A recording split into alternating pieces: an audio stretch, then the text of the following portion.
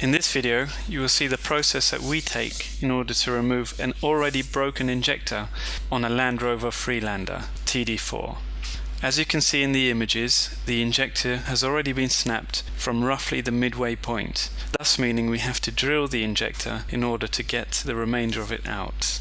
In order to drill an injector from this location, this would entail around 1.5 to 2 hours of work, and we have to take a number of safety measures in order not to damage the cylinder head or to get the injector stuck in a position where it can't be extracted without taking the cylinder head off.